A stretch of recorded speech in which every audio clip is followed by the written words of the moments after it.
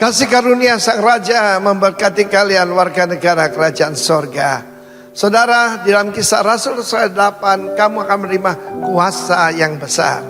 Tetapi Kisah Rasul 8 ayat 1, apa yang terjadi setelah kuasa besar itu? Penganiayaan yang besar, penganiayaan hebat. Dan apa akibatnya penganiayaan itu?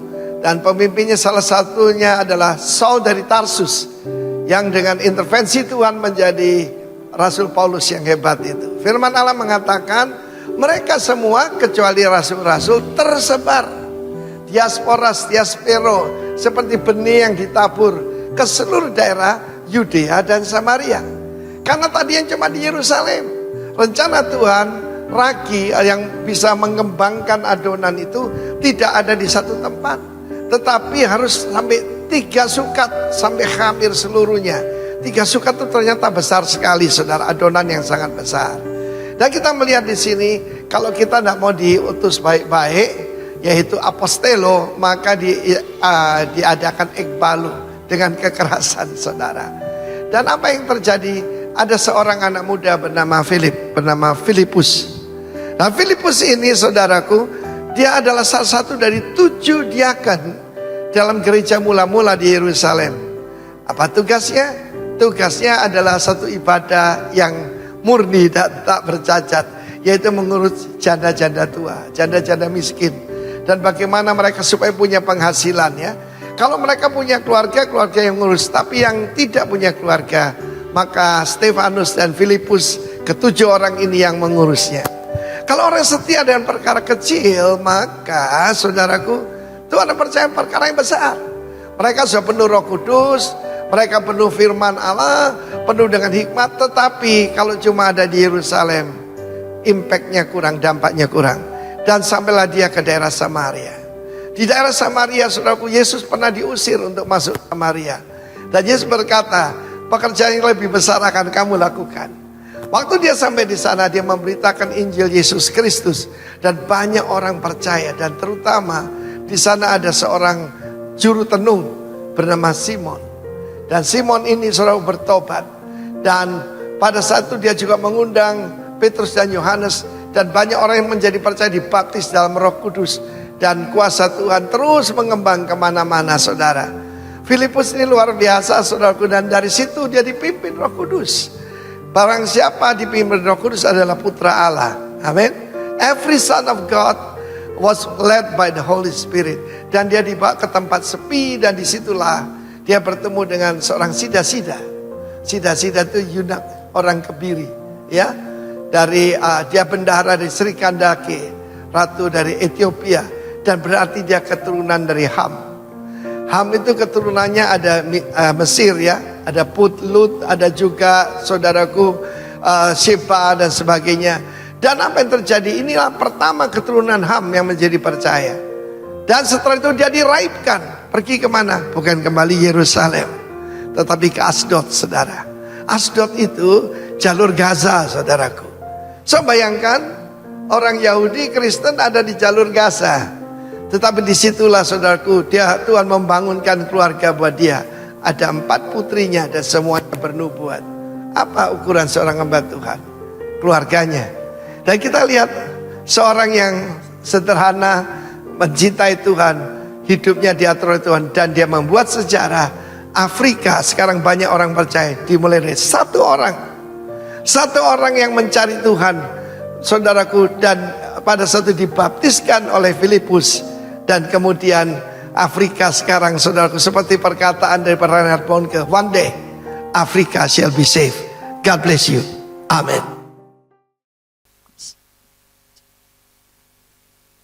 Shalom. Selamat pagi Bapak Ibu Saudara. Puji nama Tuhan, kita ada lagi di minggu kedua bulan ini. Sebaik-baik saudara menikmati kebaikan Tuhan pagi ini, boleh megang tangan. Haleluya. Mari kita bangkit berdiri, saudara. Kita mau memuji, menyembah, bersyukur buat apa yang Tuhan sudah kerjakan buat hidup kita sampai dengan pagi ini. Bersyukur buat hari ini Tuhan, terima kasih. Kalau kami ada semuanya karena kebaikan dan kemurahan-Mu saja. Kami percaya bahwa kekuatan-Mu terus ada atas setiap kami. Dan pagi ini kami bersorak-sorai, kami memuji Engkau, kami menyembah Engkau. Dan biarlah nama-Mu yang kami tinggikan pagi ini Tuhan. Bertahta di tempat ini Tuhan. nyatakan kuasa-Mu, nyatakan lawatan atas kami pagi ini. Dalam nama Tuhan Yesus, haleluya. Amin. Mari beri tepuk tangan buat Tuhan kita pagi ini. Hidupku ada di tangan-Mu. Katakan, Kau beri rancangan yang terindah. Katakan, tak hanya yang baik saja yang ku terima. Amen. Walau tubuhku diremukkan, walau jiwaku terkoyak, katakan pujianku, pujianku takkan terhentikan. Rohmu yang memberi penghiburan. Haleluya. Menyangkupiku salibmu, cukuplah kasih setiamu. Ku bertahan, Kau kuatku, teguhkan imanku. Ku mau tetap bersyukur, amin. Senantiasa bersyukur, amin. Segala yang ku alami, ya kehendak-Mu terjadi. Ku mau bersyukur, mau tetap bersyukur, amin. Senantiasa bersyukur, hatiku kan bersuka. Katakan, sebab hari ini hari yang terbaik. Mari yang menikmati kebaikan Tuhan, katakan pujian ini. Hidupku ada di tangan-Mu, amin. Kau beri rancangan yang terindah, oh, oh. Tak hanya yang baik saja yang ku terima. Hey! Walau tubuhku diremukkan, amin. Walau jiwaku terkoyak, katakan pujianku, amin. Rohmu yang memberi penghiburan. Haleluya. Akan ku hidup, cukuplah Tuhan. Ku bertahan, Kau kuatku, katakan kalimatku. Hey! Ku mau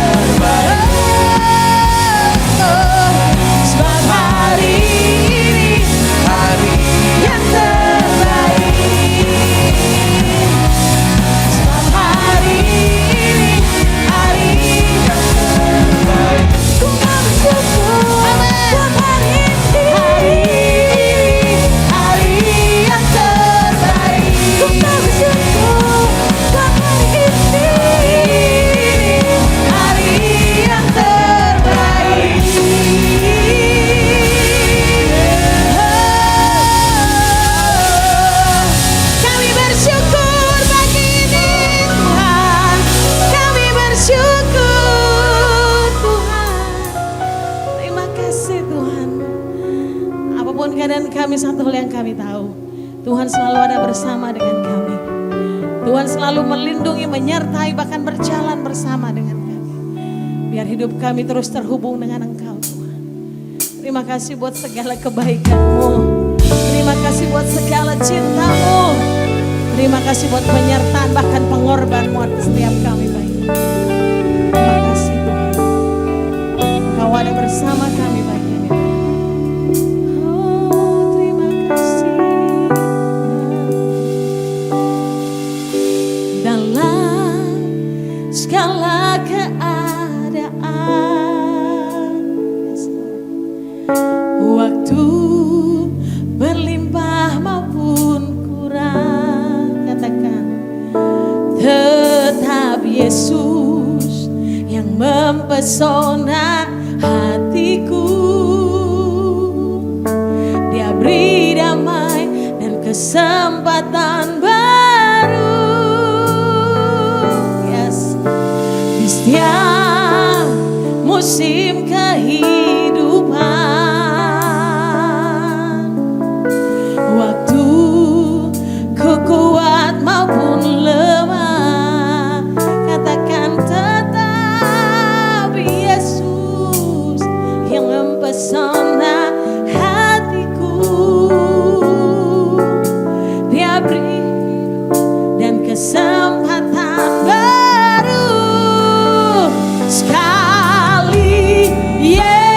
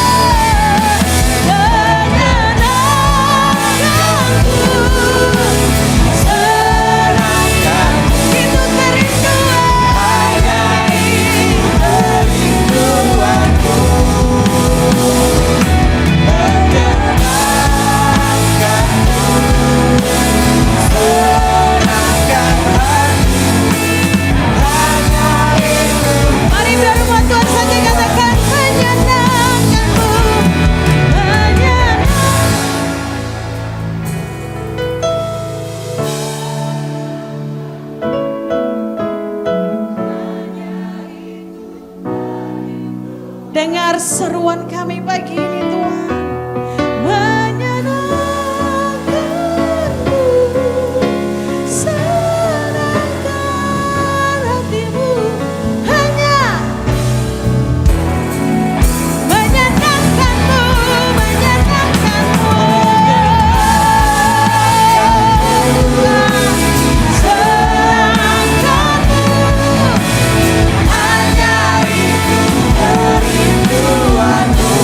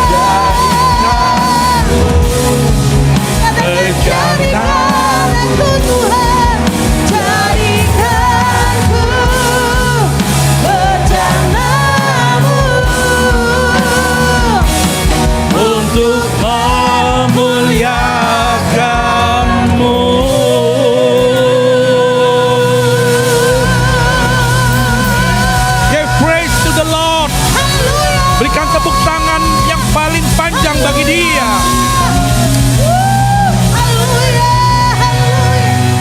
Haleluya. Engkau yang membentuk kami menjadi bejana-Mu hanya untuk satu tujuan, untuk memuliakan Engkau Tuhan.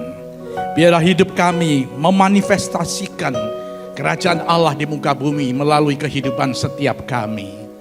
Dan itulah tujuan kami, sehingga hidup kami ini menyenangkan Tuhan senantiasa.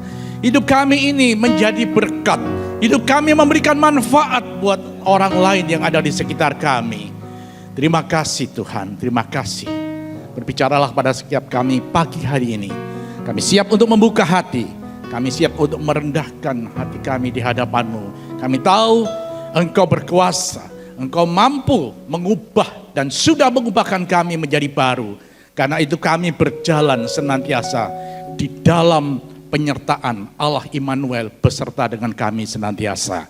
Terima kasih Roh Kudus, di dalam satu nama yang berkuasa. Percaya bahwa setiap firman akan memberikan kekuatan baru dan pengertian bagi kita. Katakan amin. Amin. Tepuk tangan bagi Allah kita. Haleluya, shalom, selamat siang. Puji Tuhan, senang bisa ada di tengah-tengah saudara terkasih. Ini ibadah sesi yang kedua yang saya layani pagi tadi. Saya bersyukur, sekali lagi berterima kasih untuk Kak Jo, Kak Ina, juga semua penatua yang ada di tempat ini yang memberikan kepercayaan untuk saya melayani di mimbar ini. Bagi yang baru pertama kali mungkin melihat saya datang dari Samarinda, saya melayani di Rock Samarinda. Terima kasih, senang sekali ada di Makassar, sekali lagi termasuk salah satu kota yang paling sering saya datangi di Indonesia ini adalah Makassar. Puji Tuhan, pagi hari ini saya ingin kembali berbicara tentang satu tema saudara, keys, kunci. Kata kunci ini bermakna sangat besar dalam kehidupan every believer, setiap orang percaya. Kata kunci bukan hanya sekedar memberikan sebuah gambaran kepada kita tentang makna arti kunci yang untuk membuka pintu. Tetapi kunci yang diberikan Tuhan kepada kita orang percaya, itu memberikan kepada kita bukan hanya manfaat untuk diri kita, tetapi melalui itu, kehidupan kita akan punya dampak kepada orang lain. Kehidupan saudara dan saya, baik di tengah keluarga, di tengah komunitas, di tengah masyarakat atau komunitas di dalam gereja, melalui apa yang Tuhan sudah berikan itu, saudara akan memberikan impact, influence to others, kepada yang lain, saudara. Dan itu saya ingin berbagi tentang satu kata kunci dengan subtema life changing. Saya menemukan sebuah padanan dalam arti kata life changing adalah memiliki atau mampu memberikan dampak yang signifikan. Saudara bawahi kata signifikan itu terhadap kehidupan seseorang. Berarti ketika hidupmu dan hidupku diubahkan, dibaharui di dalam Kristus, kita percaya bahwa hidup kita sudah dibaharui dalam Kristus. Haleluya. Semua katakan amin. Oke. Kalau hidup kita, saudara percaya dalam iman, sudah lahir baru, dibaharui di dalam Kristus. Dikatakan bahwa hidup kita ini akan memberikan dampak yang signifikan terhadap kehidupan orang lain. Artinya bahwa kita diselamatkan bukan hanya untuk keselamatan pribadi. Memang salvation itu personal. Tetapi dampak daripada keselamatan itu adalah memberikan impact atau influence to others. Kepada yang lain, termasuk di dalam keluarga kita. Sehingga dituliskan juga bahwa satu orang percaya seisi keluarga percaya kepada Tuhan. Itu dampak, itu impact, itu influence. Nah, ketika kita mengalami life changing, ada sesuatu yang Tuhan sudah persiapkan sebelumnya kepada kita. Dia memberikan satu kunci kepadamu dan kepadaku. Kata kunci itu di dalam bahasa Ibrani itu adalah kleis. Saudara, kleis. Kleis itu kunci. yang artinya dalam bahasa Ibrani juga mapteah. Sama, mapteah atau kleis, itu artinya pembuka. Kunci itu sudah ada sejak zaman dahulu kala. Ribuan tahun yang lalu pun kunci itu sudah ada, saudara. Dan bentuknya bisa berubah, tetapi kita tahu bahwa itu kunci. Sepotong kayu yang menjadi pembatas daripada rumah zaman dulu kala, itu juga sudah dipasangkan kunci untuk membuka. Sampai sekarang pun demikian. Kita meninggalkan rumah, pasti saudara saya yakin, saudara jarang atau tidak pernah melupakan untuk mengunci pintu rumah saudara. Apartemen, baik itu memakai sekarang digital, sistem atau apapun, tapi tetap itu adalah bentuk untuk mengunci pintu itu. Dan kepada orang yang memegang kunci, pemilik rumah itu selalu diberikan kuasa atas tempat itu. Ya Pak ya, saudara berkuasa atas rumah saudara karena saudara pemilik rumah itu. Saudara punya kunci untuk masuk rumah itu. Haleluya. Saudara juga punya otoritas untuk saudara kapan membuka dan kapan menutup kunci itu. Kalau saudara anggap bahwa itu perlu untuk segera dikunci karena mungkin hari sudah larut malam, biasanya sepanjang hari saudara biarkan terbuka, it's okay. Tapi ketika malam hari saudara waktunya untuk mungkin beristirahat, saudara harus mengunci pintu ini. Saudara yang berhak punya otoritas. Kapan aku harus mengunci pintu ruangku? Dan acap kali kitalah sebagai pemilik atau pemegang kunci yang harus melakukan itu. Ya, sometimes saudara mungkin minta kalau ada pembantu di rumah atau orang yang melayani saudara di rumah untuk melakukan itu. Tapi anyway, saudara tetap waspada bahwa setiap saat engkaulah pemilik rumah itu dan engkau dan kita yang punya otoritas dan kuasa untuk mengunci pintu itu. Sebesar apapun pintu rumah kita, saudaralah yang berhak atasnya. Nah, Alkitab memakai kata kunci untuk melambangkan dua hal, saudara. Saya ingin bagikan kepada saudara bahwa Alkitab memakai kata kunci untuk melambangkan. Yang pertama ada di Matius 16 ayat yang ke-19. Matius pasal yang ke-16 ayat 19. Dikatakan demikian. Kepadamu akan kuberikan kunci kerajaan surga. Apa yang kau ikat di dunia ini akan terikat di surga. Dan apa yang kau lepaskan di dunia ini juga akan terlepas di surga. Seringkali kita mempertanyakan tentang ayat ini, maksudnya apa? Tapi di sini Tuhan Yesus sedang menjelaskan tentang satu kata, kleis. Kleis itu dikatakan denote power and authority. Kalau saudara tanya artinya kleis itu apa, sebenarnya pembuka itu adalah untuk menunjukkan dua hal. Power. Ada power, ada kuasa yang diberikan kepada orang yang ada di dalam tempat itu, yang memiliki hak itu. Kepadamu kuberikan kunci kerajaan surga. Kunci kerajaan surga ada di dalam tangan kita. Siapa orang yang diberikan kunci kerajaan surga? Pasti orang yang disebut dengan warga kerajaan surga. Haleluya. Kunci kerajaan surga tidak diberikan kepada orang yang di luar kerajaan surga. Haleluya. Hanya orang-orang yang menjadi warga kerajaan Allah atau warga kerajaan surga yang diberikan hak untuk menerima power itu, menerima kuasa itu. Dan itu ada pada saudara dan saya. Kata yang kedua yang dipakai untuk kata kunci adalah di dalam Yesaya 22 ayat yang ke-22. Di sana dikatakan demikian. Aku akan menaruh kunci rumah Daud ke atas bahunya, on his shoulder. Apabila ia membuka, tidak ada yang dapat menutup.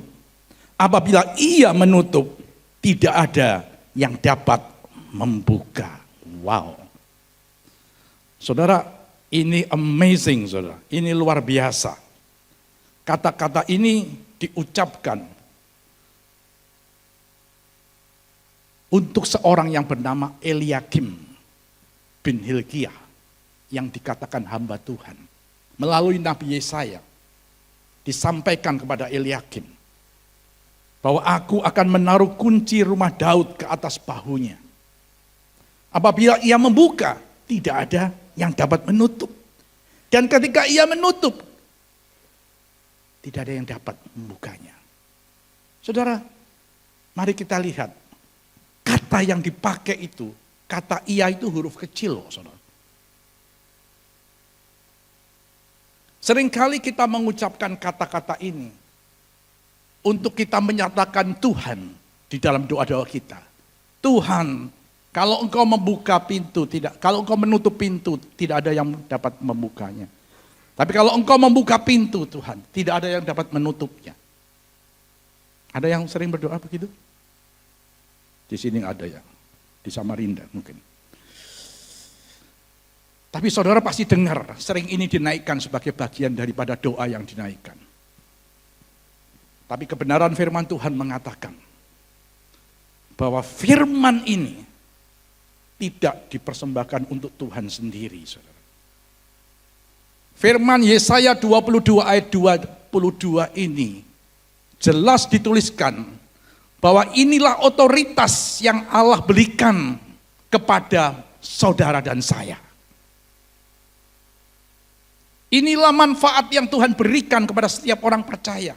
Yang dikatakan, kalau ia sudah menutup, tidak ada yang bisa membuka. Dan kalau ia sudah membuka, tidak ada yang bisa menutupnya. Artinya di dalam hidup setiap orang percaya, yaitu saudara dan saya yang hari ini mendengarkan firman Tuhan dari depan mimbar ini, kepadamu dan kepadaku, ketika hidupmu dan hidupku menjadi milik Kristus sepenuhnya, itulah firman untuk kita semuanya.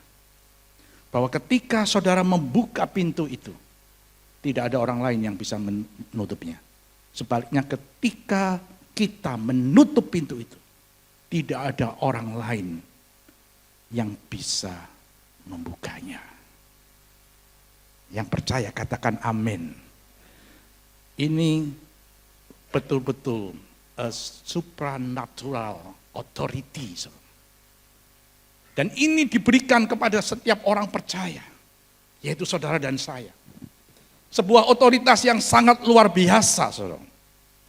Ternyata bahwa dalam kehidupan orang percaya diberikan sebuah anugerah khusus melalui firman Tuhan ini. Bagi setiap orang yang berkata juga, hidupku bukan aku lagi, tapi Kristus yang hidup dalam aku.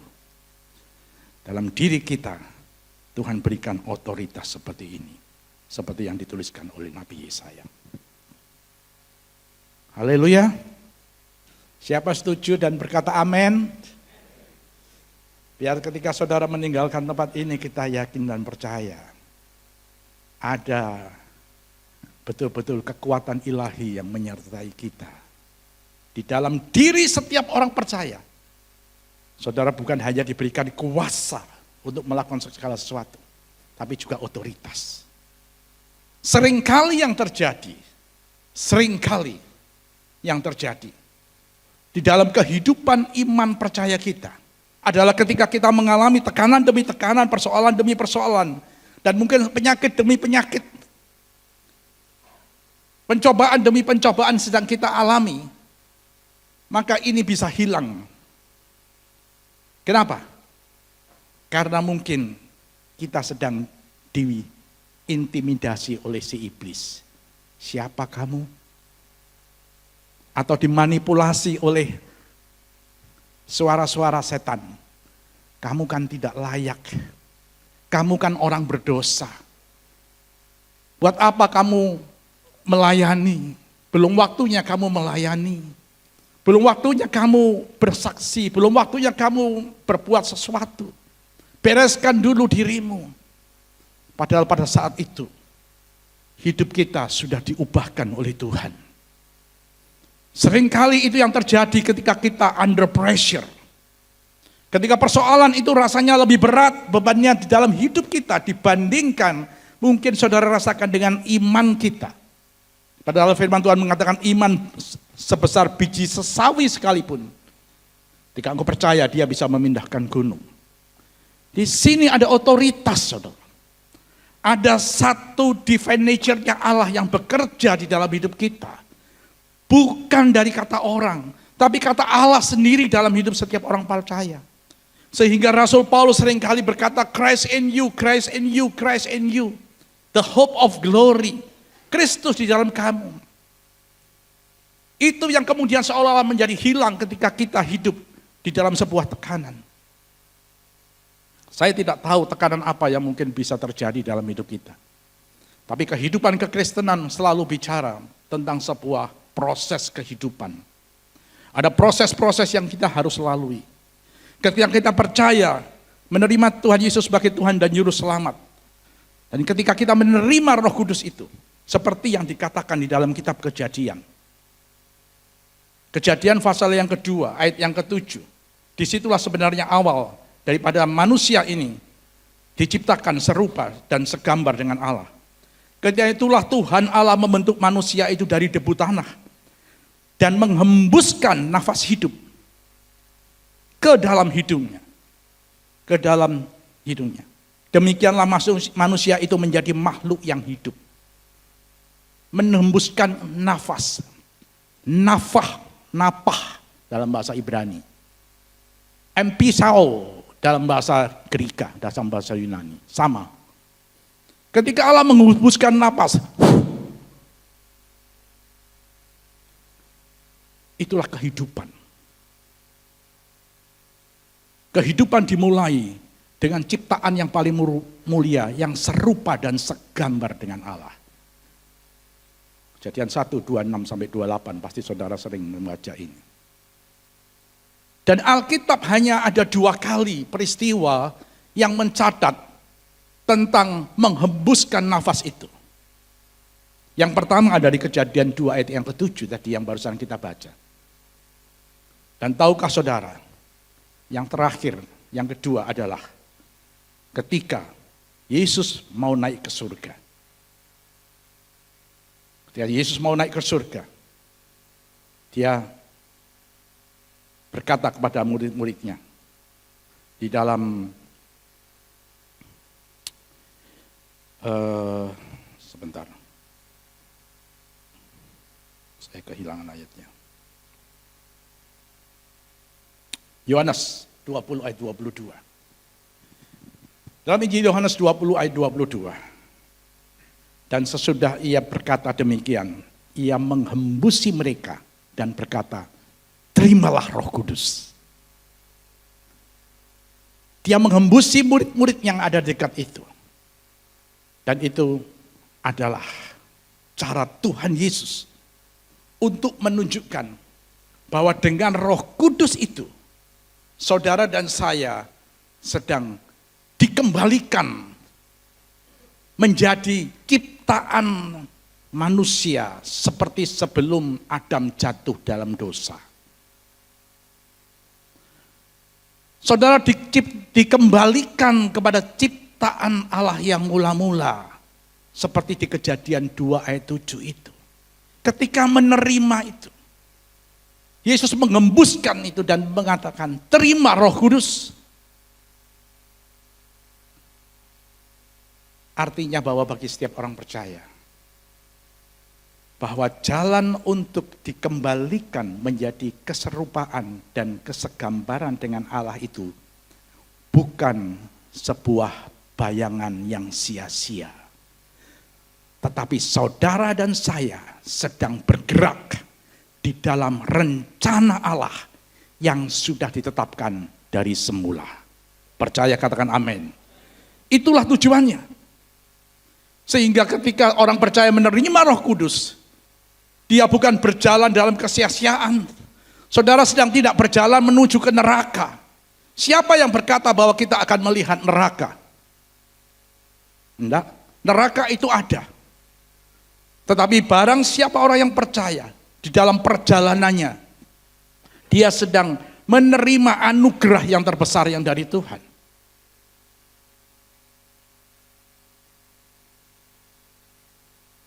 Saya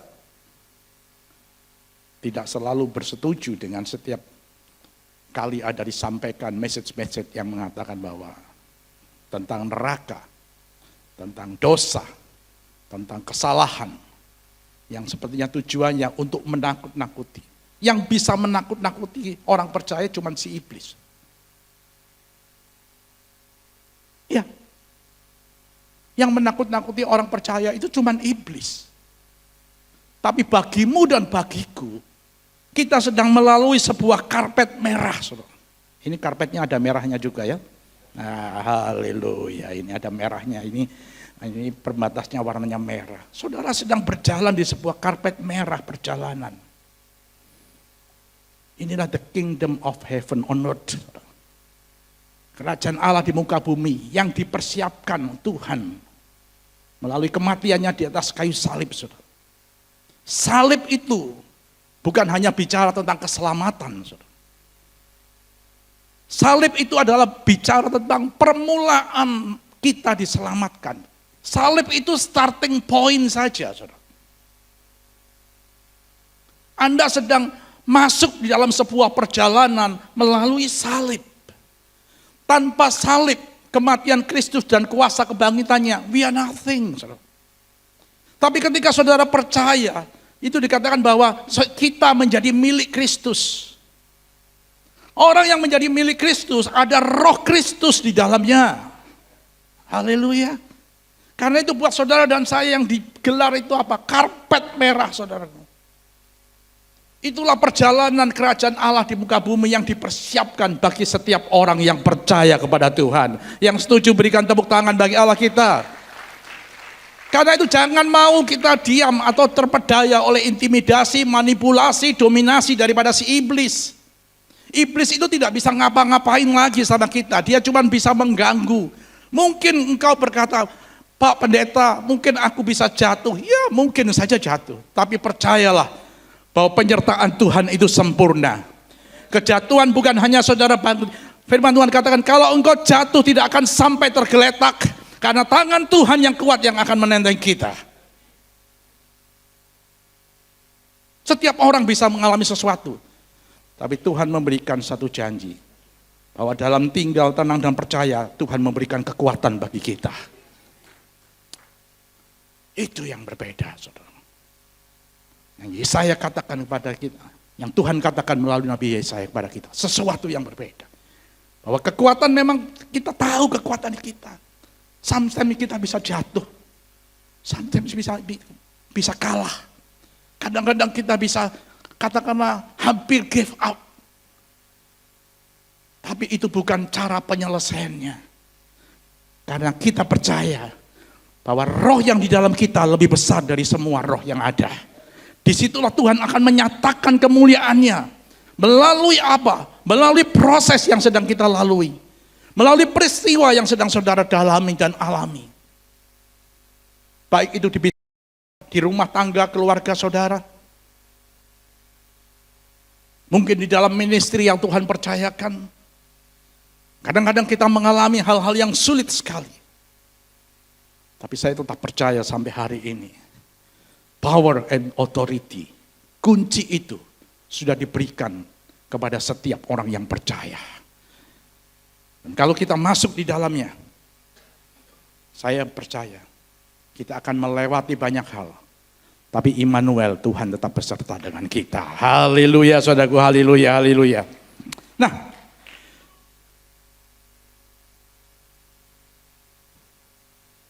setiap orang percaya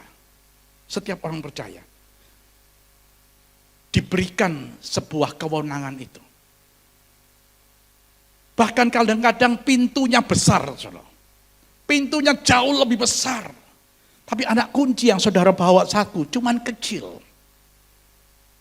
Mari kita sedikit berimajinasi, saudara. Nah, seperti ini. Anak kunci ini kecil sekali, saudara. Kunci ini. Pintunya bisa besar, pintu di belakang itu sudah besar. Tapi saya pernah melihat pintu yang jauh lebih besar dari ada yang di belakang itu. Dan sangat berat, saudara. Pintu kayu yang tebal, yang mungkin 6 cm tebalnya. Lebarnya bisa 1,5 meter kali 2 begitu. Anak kuncinya sama, saudara. Kecil. Mari kita sedikit berimajinasi. Boleh kan berimajinasi? Bahwa ketika saudara memegang anak kunci yang kecil itu, kau punya nilai sesuatu yang sangat berguna. Yang sangat bermanfaat untuk seisi rumahmu. Baik itu melindungi, mengayomi, menjaga keamanan. Bahkan mungkin untuk saudara keluar ke tempat yang di luar rumah saudara. Saudara punya itu semuanya. Dan itu ada di dalam diri kita. Kalau saudara buka Lukas pasal yang ke-7. Ayat yang tidak ada mungkin bisa ditampilkan aja. Di Lukas, Lukas pasal yang ke-7, ayat yang ke-8. Kalau mungkin bisa ditampilkan dalam bahasa Indonesia. Bisa di skip sebentar. Lukas pasal yang ke-7, ayat yang ke-8.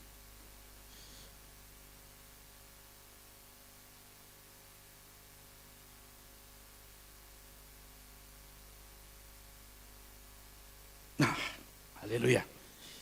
Mari kita baca ayat ini sama-sama ya, saudara. Ini powerful banget. Sebab 3:21. Sebab aku sendiri seorang bawahan, dan di bawahku ada pula prajurit. Jika aku berkata kepada salah seorang prajurit itu pergi, maka ia pergi. Dan kepada seorang lagi datang, maka ia datang. Ataupun kepada hambaku, kerjakanlah ini, maka ia akan mengerjakannya. Dikatakan dalam terjemahan New King James Version, For I also a man placed under authority. Aku ini punya seorang bawahan dan aku punya otoritas. Aku punya otoritas atas bawahan. Ini adalah peristiwa ketika Yesus ada di Kapernaum.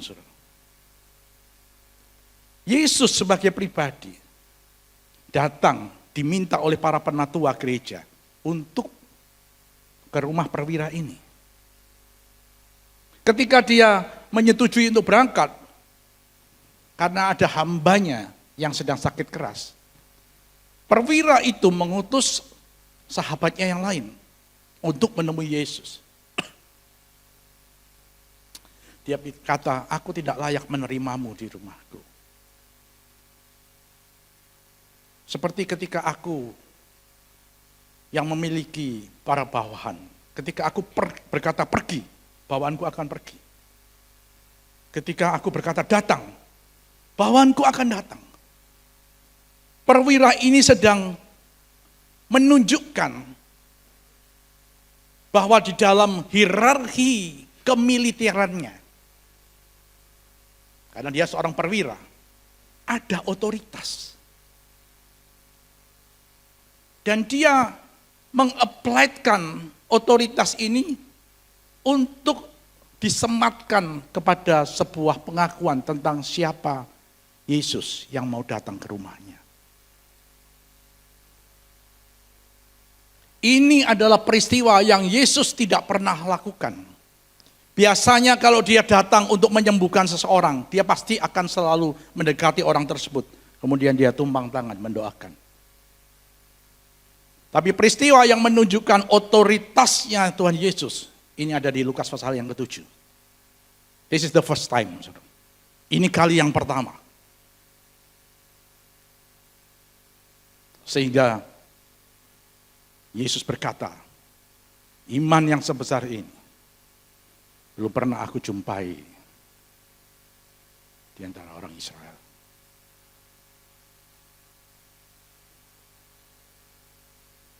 Yesus memberikan sebuah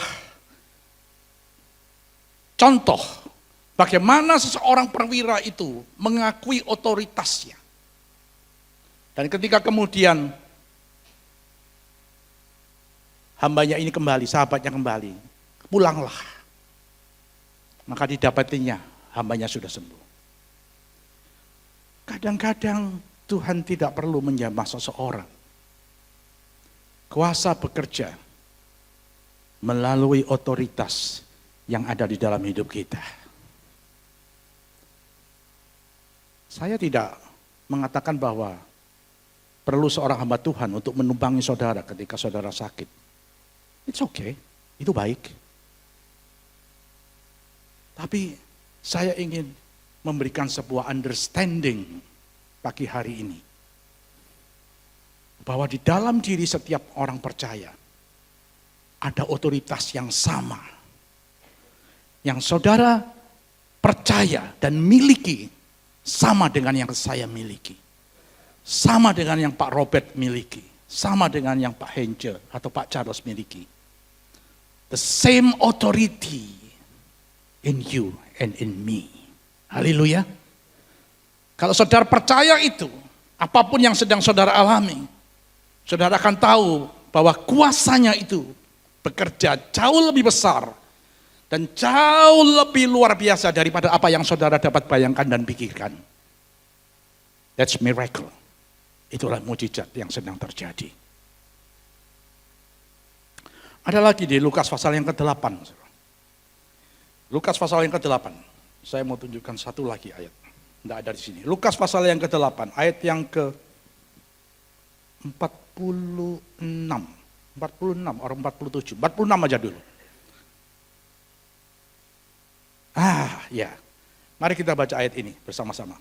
3, 2, 1.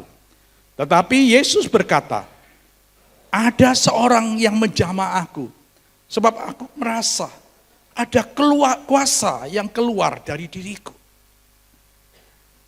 Waktu itu Yesus ada dalam kerumunan orang banyak.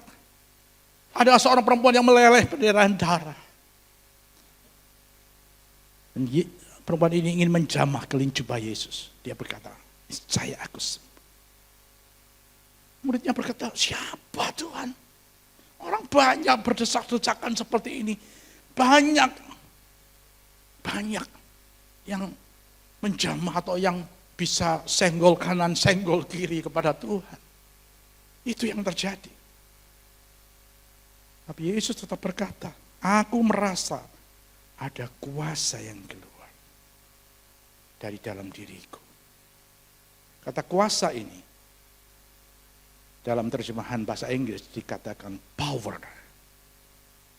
Power ini dituliskan adalah dinamis. Kalau authority yang tadi, itu adalah exousia. Authority itu exousia. Tanpa melihat, tanpa menjamah. Tapi mereka mengakui ada otoritas. Kunci on his shoulder yang diletakkan untuk saudara itu menunjukkan otoritasmu dan otoritasku. Tapi yang ini adalah dinamis. Dinamis spirit. Kuasa yang juga menyertaimu dan menyertaiku. Dan itu ada di Kisah Rasul. Kisah Rasul 1 ayat yang ke-8. Mari baca ayat ini. Balik lagi aja ke mungkin ada di slide-nya. Kisah Rasul tadi itu. Kalau tidak ada dari sini boleh. Dari sini juga boleh, terserah. Ada? Yang sudah mungkin menemukan, baca. Ya, bersama-sama. 3, 2, 1. Tetapi kamu akan menerima kuasa kalau Roh Kudus turun ke atas kamu. Dan kamu akan menjadi saksiku di Yerusalem, di seluruh Yudea dan Samaria sampai ke ujung bumi. Saya mau tanya, ini diberikan kepada siapa? Halo, Rock Makassar, ini diberikan kepada siapa? Kita semuanya. Kata kuasa yang ini, itu sama dengan kata kuasa yang mengalir, dikatakan mengalir keluar dariku tadi. Lukas pasal 8 ayat 48 tadi. Mengalir kuasa. Siapa yang menjamah aku sehingga ada kuasa yang mengalir. Itu kata yang sama yang dipakai Tuhan Yesus untuk menyatakan kamu akan menerima kuasa. Kalau Roh Kudus turun ke atas kamu. Saya sangat percaya di sini. Kita semuanya sudah menerima Roh Kudus di dalam hidup kita. Yang setuju tepuk tangan bagi Allah kita. Saudara, ini adalah bukan satu nubuatan saudara. Ini satu statement Tuhan sendiri. Untuk menunjukkan bahwa di dalam dirimu dan diriku ada dinamis spirit itu. Kuasa yang mampu menyembuhkan segala penyakit yang sedang kau alami hari ini. Kuasa yang sama pula yang mampu memulihkan hubungan suami istri yang sedang suam-suam. Kuasa yang sama pula yang mampu membangkitkan saudara dari segala keterpurukan mungkin ekonomi dan bisnis saudara. Kuasa yang sama juga yang menyertai your ministry, perjalanan pelayananmu hari ini. Kalau engkau sedang tertatih-tatih atau merasa lelah, kuasa ini menyertai saudara. Dan ini bukan keluar dari orang lain diberikan kepada saudara. No, ini kuasa ada di dalam hidup saudara. Dunamis spirit. Haleluya. Wow, saya mau cepat. Haleluya Yesus. Saudara, seringkali yang terjadi di dalam kehidupan kita. Kenapa kita tidak bisa sepertinya, bukan mempraktekkan. Tapi ketika kita mengalami sesuatu, kita sepertinya menjadi orang yang seperti terisolasi begitu. Terkungkung, terblok atau terhimpit. Sehingga kita tidak tahu bagaimana harus melepaskan diri. Ada satu peristiwa di dalam Alkitab, dalam kitab Markus, pasal yang pertama. Di ayat yang ke-40 sampai dengan 42. Saya bacakan buat saudara. Seorang yang penyakit kusta datang kepada Yesus. Dan sambil berlutut di hadapannya, ia memohon bantuannya, katanya, kalau engkau mau, engkau dapat mentahirkan aku. Kalau engkau mau, engkau dapat mentahirkan aku. 41. Maka tergeraklah hatinya oleh belas kasihan, hati Yesus. Compassion ya. Kalau hati Yesus sudah tergerak oleh compassion, lalu ia mengelurkan tangannya, menjamah orang itu dan berkata, aku mau, jadilah engkau tahir. Ayat 42, seketika itu juga lenyaplah penyakit kusta orang itu dan ia menjadi tahir. Yang ingin saya sampaikan peristiwa ini adalah untuk menunjukkan bahwa Yesus tidak berdiri di atas, Yesus tidak berdiri di bawah hukum Musa. Tapi Yesus sedang berdiri di atas hukum Taurat. Saudara, saudara tahu bahwa ketika Yesus memerdekakan kita, dikatakan bahwa kalau engkau merdeka, maka engkau sungguh-sungguh dimerdekakan. Itu menjadi satu dasar bahwa sesungguhnya kita bisa melepaskan diri kita. Seperti yang dicontohkan oleh Yesus ketika dia berhadapan dengan orang kusta. Menurut hukum Musa, orang kusta itu tidak bisa untuk dijamah. Orang kusta tidak boleh untuk disentuh. Pada zaman perjanjian lama dalam kitab Musa, hukum Musa mengatakan bahwa kalau orang sedang menderita sakit kusta, dia harus berteriak-teriak untuk dirinya sendiri dan untuk orang lain. Unclean, unclean, unclean. Dia mengatakan najis, najis, najis. Supaya orang lain tidak mendekat kepada dia. Ini hukum Taurat yang dipegang oleh Yahudi. Tidak boleh orang sakit kusta itu didekati, saudara.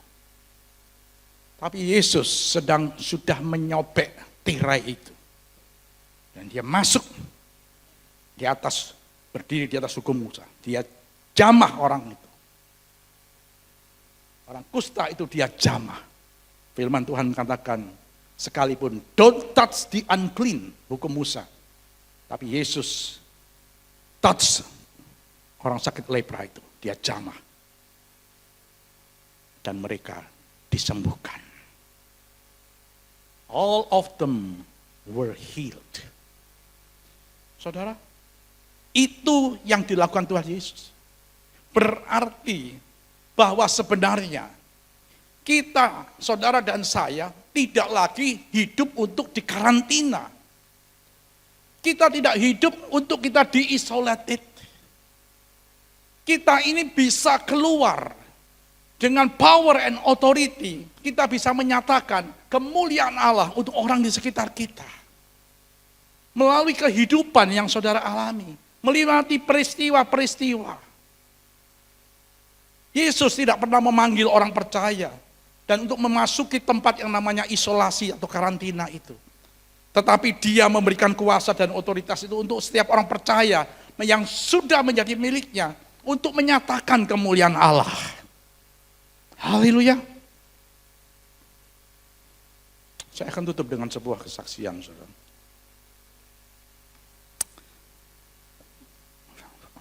Akhir November 2023, waktu saya mengantarkan istri saya untuk check up ke sebuah rumah sakit, saya datang kepada seorang dokter untuk memeriksakan kidney saya, ginjal saya, karena ada sesuatu yang berkaitan dengan kreatinin darah saya. Dan dokter yang kidney, dokter itu merefer saya kepada dokter yang lain, yang ahli prostat. Karena dia mendiagnosa, masalahnya bukan ada di kreatinin, tapi di prostat. Waktu saya datang ke dokter itu, dokter prostat itu, ahli prostat, saya diperiksa. Dokter berkata, Bapak siap untuk di MRI. Saya tidak bisa memberikan terapi sebelum saya tahu persis apa yang ada di situ. Karena dari periksa darah tidak memungkinkan. Maksudnya apa, Pak? Jadi saya akan melihat melalui MRI itu, MRI, seberapa kondisi Bapak saat ini. Ya udah datang ke dokter. Tapi saya bilang 2 hari lagi saya harus balik ke Indonesia. Ya udah, nanti hasilnya kita video call aja. Esoknya saya datang ke dokter itu, kemudian saya di MRI. Selesai di MRI, kemudian saya di scan lagi beberapa, jadi ada 2 atau 3 foto waktu itu selain MRI. Saya enggak tahu foto apa itu, yang berkaitan dengan prostat saya. Jadi dia memang sudah USG lower abdomen saya, bagian bawah. Terus kemudian di MRI. Ketika kemudian sudah di MRI, saya pulang besoknya lagi, 2 hari kemudian saya pulang ke Indonesia. Dan 3 hari atau 4 hari setelah saya di MRI, saya di call untuk saya teleconference, untuk video call. Dan kemudian dokter menunjukkan sebuah hasil yang saya garis bawah kuning. Imaging features indicative of Peyronie's 4 lesion, targeted biopsy for histological correlation should be considered. Should be considered itu dalam bahasa Inggris itu sangat dianjurkan untuk segera dilakukan. Dipertimbangkan serius maksudnya itu. Nah, dia menuliskan kata Peyronie's 4. Itu yang di kedua itu dikatakan begini. Peyronie's 4 is high clinically significant cancer is likely to be present. Jadi saya ada di level 4 dari indikasi saya terkena kanker. Kanker itu tumor ganas, saudara. Bukan level 1 atau level 2, tapi ada di 4, Peyronie's 4. Tinggal 1 lagi Peyronie's 5, saudara. Itu very high. Ini high baru. Ya sudah tinggi, saudara ya. Risikonya sudah tinggi. Waktu saya call itu, saya selesai terus gimana dok? Dia berkata, sesegera mungkin. Kalau bisa jangan lewat 1 bulan. Segera biopsi dan operasi. Dia sudah mengatakan kata untuk operasi cancer. Karena kalau biopsi orang kena prostat, hanya untuk prostat saudara ya, untuk pria, kalau prostat itu sudah dibiopsi, as soon as possible must be operation. Karena prostate cancer itu sangat-sangat rentan untuk segera menyebar kalau tidak dioperasi. Jadi dokter mengatakan kalau sudah biopsi, kamu tidak boleh pulang. Saya akan mempersiapkan berapa hari kemudian untuk operasi. Ya udah, selesai berbicara, saya termenung. Ya sambil mungkin kalau diukur tensi sudah mungkin bisa 170 barangkali saudara ya. Sudah naik sambil detak jantung mungkin menjadi tinggi karena saya sangat terkejut. Ketika saya cerita sama istri, saya tunjukkan hasil, dia terdiam. Saya katakan gimana kalau kita segera berangkat, dokter mengatakan ini. Terus dia memberikan saran begini, Sob. Ini masuk 1 Desember, 2 Desember waktu itu. Kita mau menghadapi Christmas. Jangan berangkat dulu lah.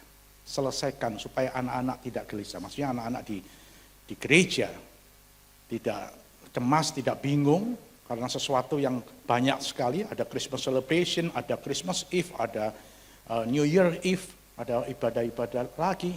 Sangat banyak itu di bulan Desember itu. Saya berpikir, ya sudah, saya call dokternya lagi besoknya. Dok, saya banyak kegiatan untuk Desember ini di gereja. Boleh enggak saya postpone sampai awal Januari? Ya udah, enggak apa-apa. Tanggal berapa mau datang? Sekitar tanggal 2 atau 3 saya datang. Oke, deal tanggal 7. Saya akan siapkan untuk biopsi. Oke dok. Saudara, sepanjang Desember itu, saya hanya bisa berdoa pada Tuhan. Saya dapatkan satu ayat lagi. Saya tahu ayat ini. Tapi itu ayat yang menguatkan saya pada waktu itu. Yesaya pasal yang ke-30 itu. Dalam tinggal tenang dan percaya, terletak kekuatanmu, kata. Itu perkataan Tuhan melalui Nabi Yesaya. Saya tidak punya apa-apa. Maksudnya saya tidak berdaya. Itu sudah diagnosa yang diberikan. Dan saya rasa ini salah satu MRI yang terbaik yang ada di Singapura kalau saudara tahu, Redling itu. Dan itu sudah menunjukkan satu diagnosa yang khusus. Saya ada di Pirate 4, cancer. Kemudian saya lalui waktu demi waktu. Saya hanya berdoa, saya hanya mengucapkan itu aja. Sambil saya berdoa, Tuhan, hidupku milik, bukan aku lagi. Kalau Tuhan masih memberi kesempatan aku melayani, berarti Engkau yang punya otoritas atas hidupku. Dan Engkau sudah memberikan padaku otoritas itu dan kuasa. Aku percaya Engkau ada di dalamku. Cuman itu, sederhana. Saya tidak, meskipun saya cemas dan khawatir, ayat itu yang menguatkan saya selama 1 bulan itu.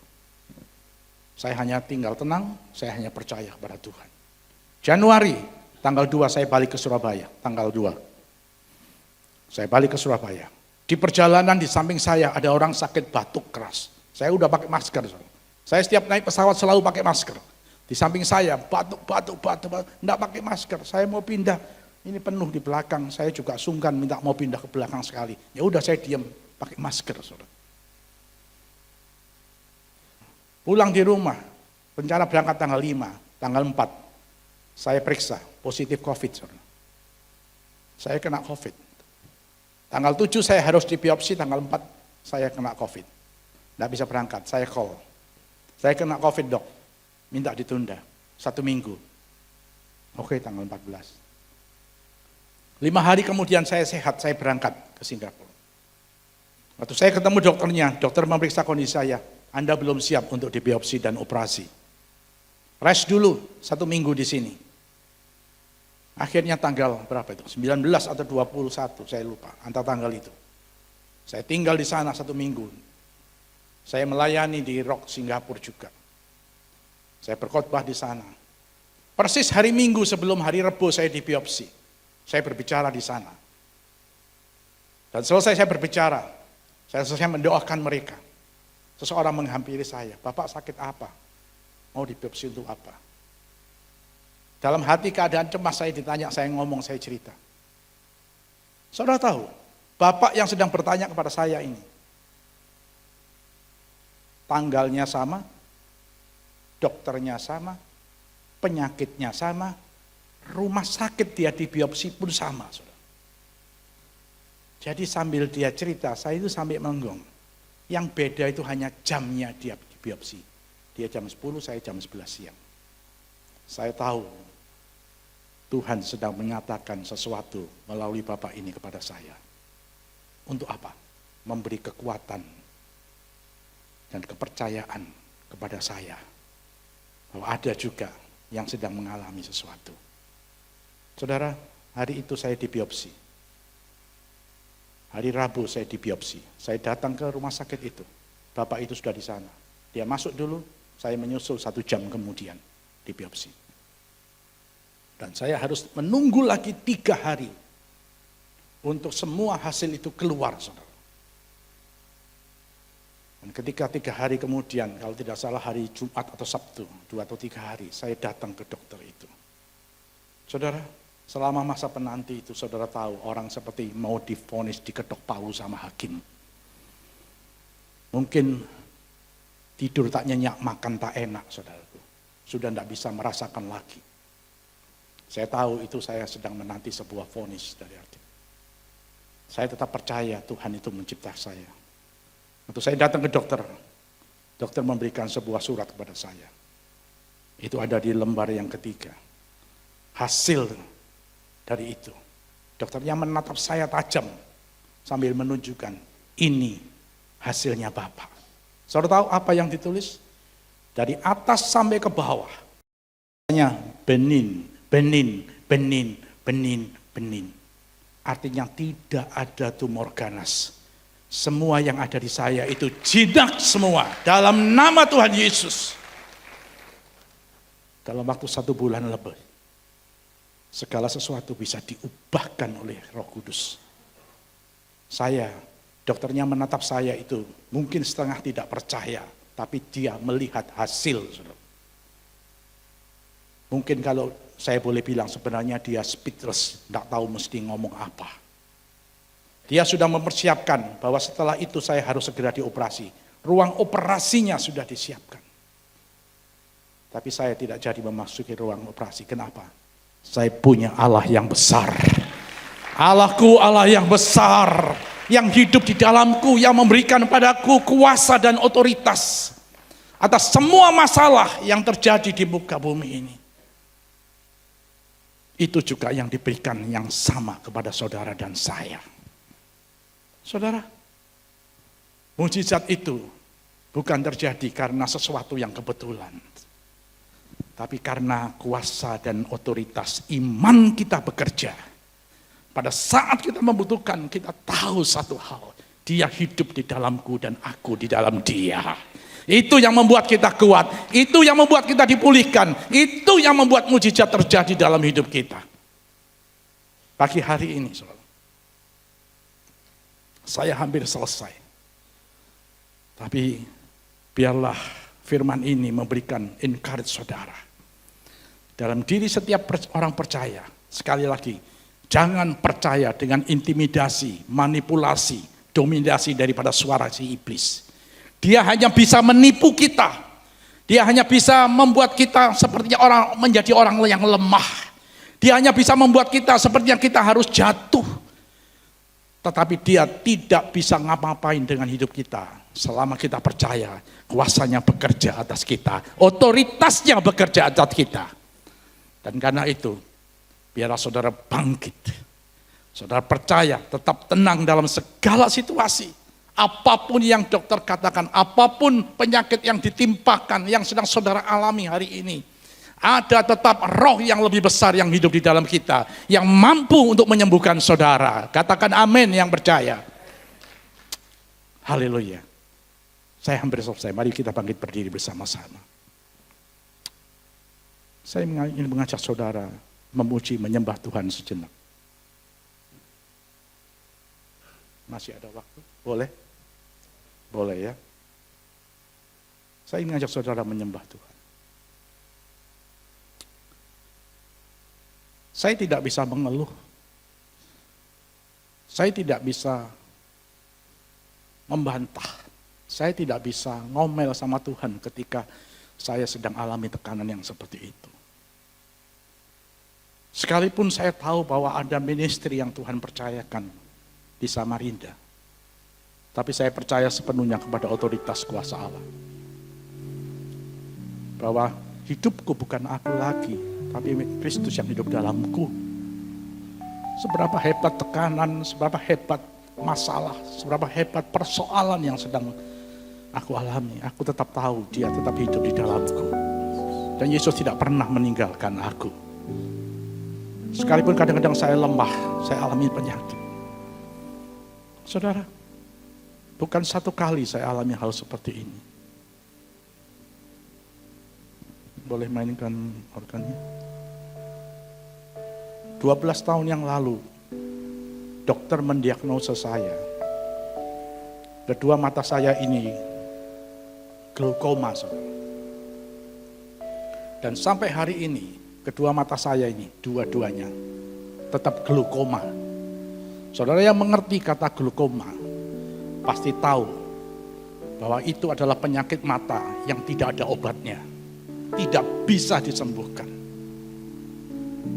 It was 12 years ago, saudara. Dan dokter hanya mengatakan, saya hanya bisa maintenance. Tapi saya tidak bisa sembuhkan Bapak. Dan semakin usia, kemungkinannya mata ini akan semakin rusak syarafnya. Kalau tidak di-maintain dengan baik. Dan kemungkinan yang terbesarnya kalau Bapak tidak bisa jaga, Bapak akan buta. Itu seperti vonis yang digedok juga 12 tahun yang lalu, saudara.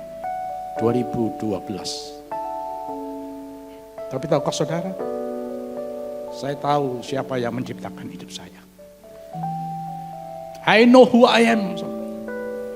Aku tahu rohnya yang ada hidup dalam aku. Saya tidak bisa mengeluh.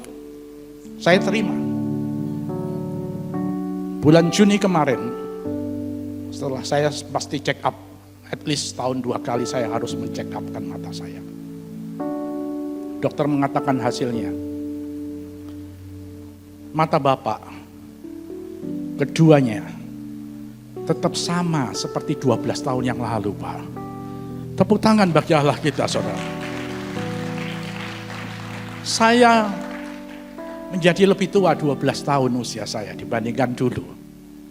Tapi dia mengatakan, glaukoma Bapak tidak bertambah buruk. Mata Bapak tetap sama, ini loh hasilnya, periksanya, Bapak bandingkan.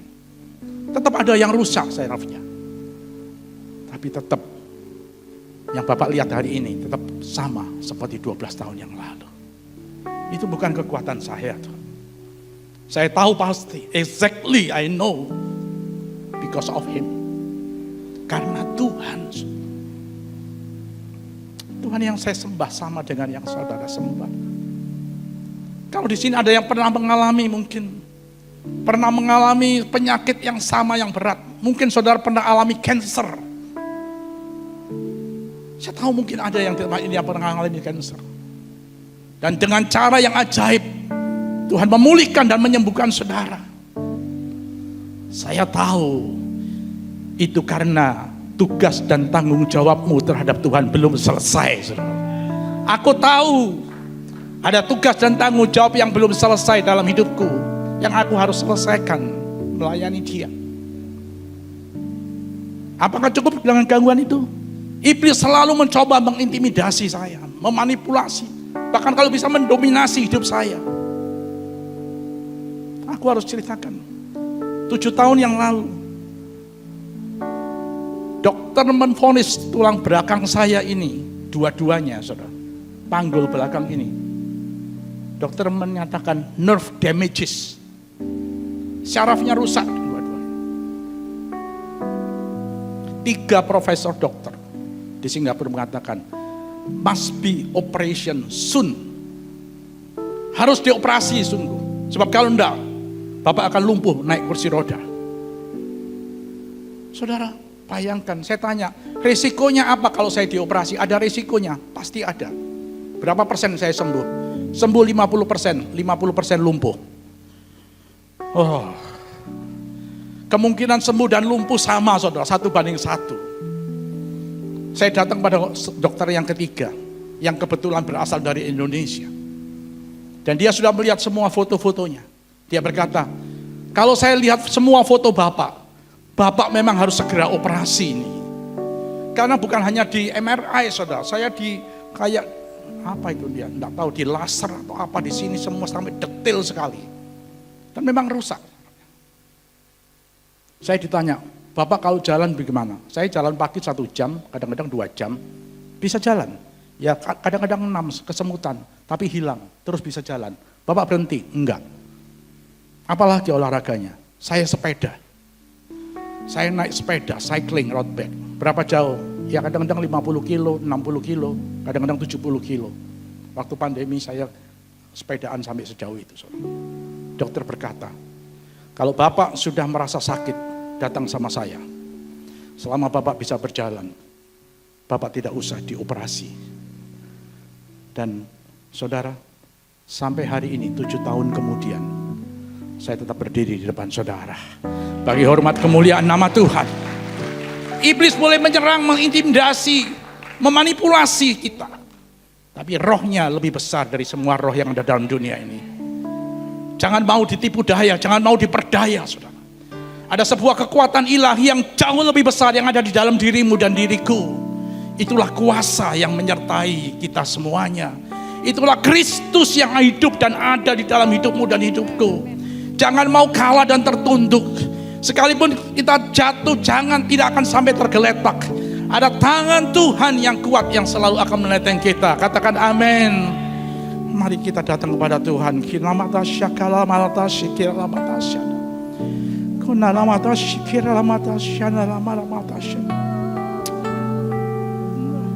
Apakah di antara saudara pagi hari ini, saudara ada yang sedang sakit? Entah, saya tidak tahu sakit apa, saudara. Mungkin engkau mengalami masalah di jantungmu, mungkin di paru-parumu, atau mungkin di liver atau ginjal, atau di syaraf belakang, atau mungkin ada di kepala, syaraf-syaraf di kepala yang saya tidak tahu, atau apapun. Dari tempat saudara berdiri, saudara boleh angkat tangan. Saya ingin berdoa untuk saudara. Ora kata basyah darah bala-bala. Kalau boleh saudara yang angkat tangan, saya minta izin untuk saudara maju ke depan. Saya ingin berdoa buat saudara pagi hari ini.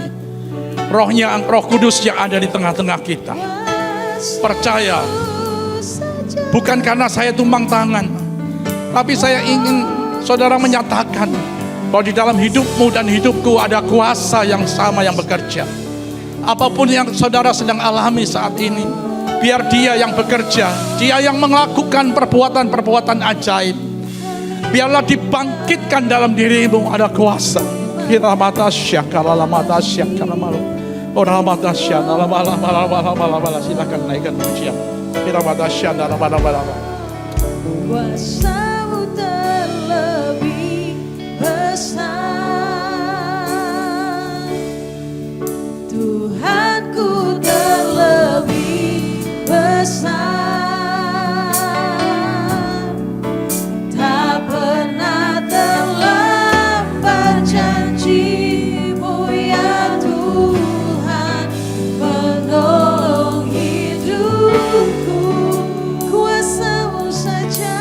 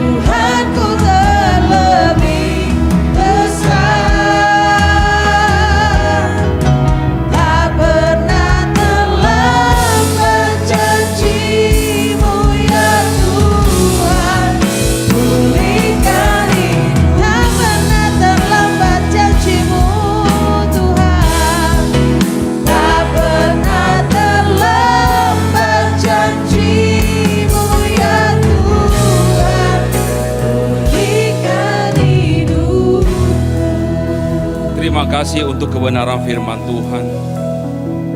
Terima kasih untuk apa yang Kau kerjakan siang hari ini. Kuasa dan otoritas-Mu bekerja dalam hidup kami.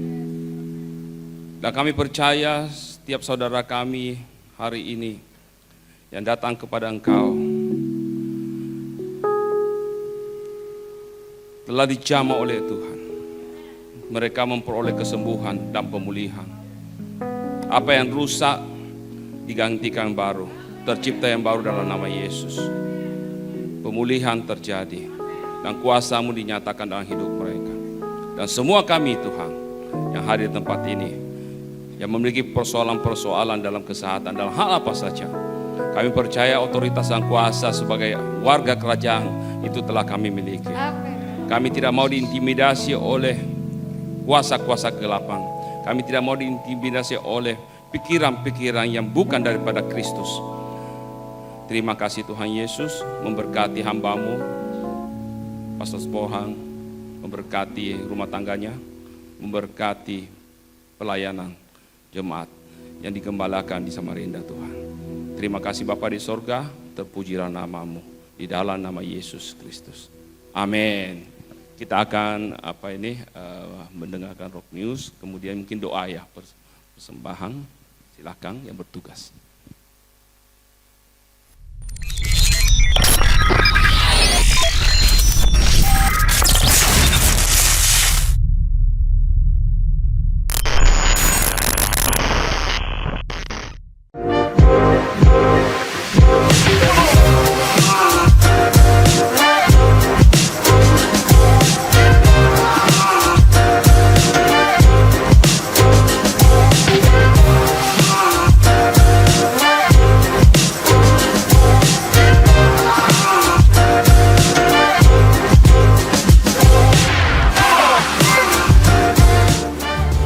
Terhubung denganmu,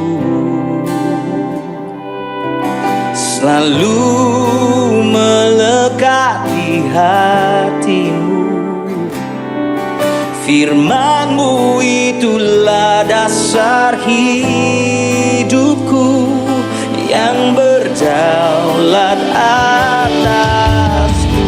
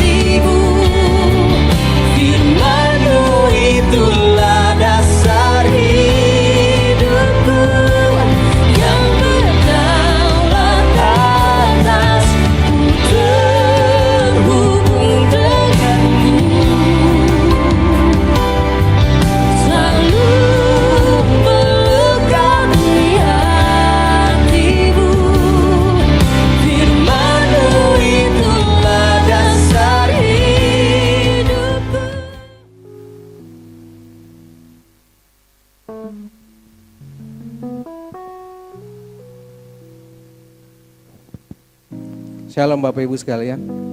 Saya percaya Bapak Ibu kita semua diberkati oleh firman yang di pagi hari ini ya. Amin. Haleluya. Terima kasih sekali lagi untuk Pak Pastor Pohan Harliman untuk firman-Nya. Kami diberkati. Terima kasih. Kita akan berdoa untuk persembahan. Bagi Bapak Ibu yang baru pertama kali hadir di tempat ini, saya cuman menjelaskan saja bahwa kita ada 3 cara memberikan persembahan. Yang pertama melalui QRIS atau QR Code, kemudian melalui transfer, dan yang ketiga itu tunai. Tunai Bapak Ibu dapat mengambil amplop yang ada di depan tadi waktu masuk, dan memberikan persembahan itu masukkan di dalam kotak yang telah disediakan. Baik, mari kita bersatu dalam doa.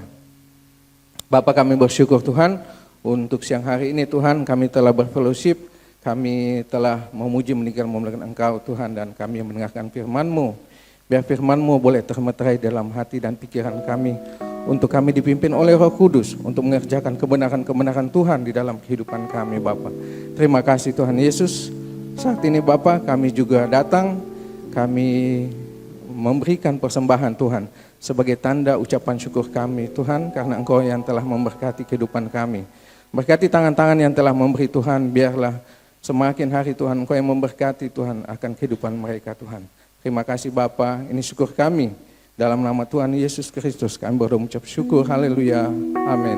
Ada satu tambahan lagi, setelah fellowship ini jangan Bapak Ibu langsung pulang ya. Kita ada makan minum di depan, jadi boleh bersama-sama berfellowship. Dan kami juga mengucapkan terima kasih bagi Bapak Ibu yang telah berpartisipasi membawa makanan-makanan dan minuman ringan untuk kami bersama-sama. Terima kasih, Tuhan Yesus memberkati.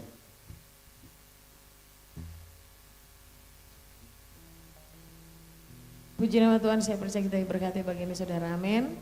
Haleluya. Sebelum kita akhiri ibadah kita, mungkin ada Bapak Ibu Saudara yang baru pertama kali hadir. Kalau tidak keberatan boleh lambaikan tangan, kalau ada. Puji nama Tuhan, selamat datang Bapak, selamat beribadah bersama di depan. Selamat datang, selamat beribadah bersama dengan kami di tempat ini. Puji nama Tuhan. Selamat datang di keluarga Rock Ministry. Mari kita bangkit berdiri saudara, kita akhiri ibadah kita siang ini. Haleluya, terima kasih Tuhan. Aku punya Tuhan yang besar, yang telah berjanji dan sanggup menggenapi. Imanku bersepakat percaya kuasa-Nya, ku terima sekarang kemenangan-Nya. Katakan aku punya Tuhan yang besar,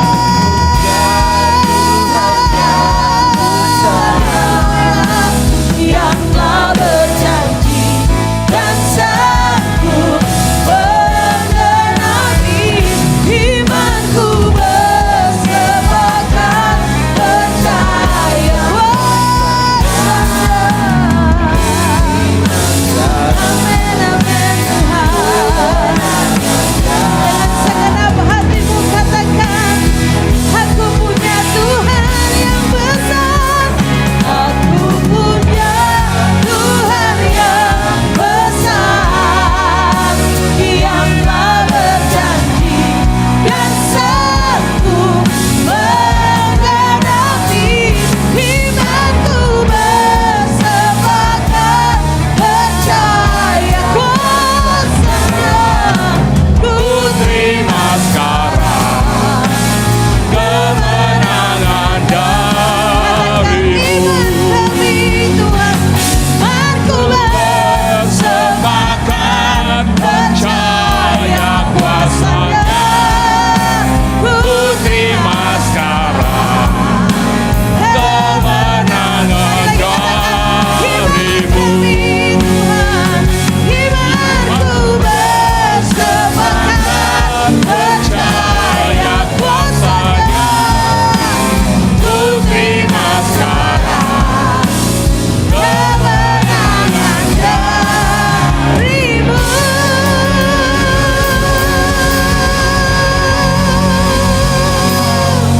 Mari angkat tangan saudara dan terimalah berkat Tuhan. Bersukacitalah selalu, rukunlah selalu. Tuhan menghadapkan wajahnya kepadamu dan menyinari engkau, dan memberikan engkau kasih karunia dan damai sejahtera dalam. Diberkatilah rumah tanggamu, diberkatilah pekerjaanmu, diberkatilah anak-anakmu. Dan dimanapun engkau berada, kuasa dan otoritas yang ada dalam hidupmu bekerja dan Tuhan dimuliakan. Diberkati untuk menjadi berkat. Semua berkat yang datangnya daripada Bapa, Putra dan Roh Kudus, yaitu dalam nama Tuhan Yesus Kristus, Semua kita yang percaya dan terima, mari sama-sama katakan amin. Selamat hari Minggu, Tuhan Yesus memberkati. Hidupku ada di tangan-Mu, Kau beri rancangan yang terindah, tak ada yang baik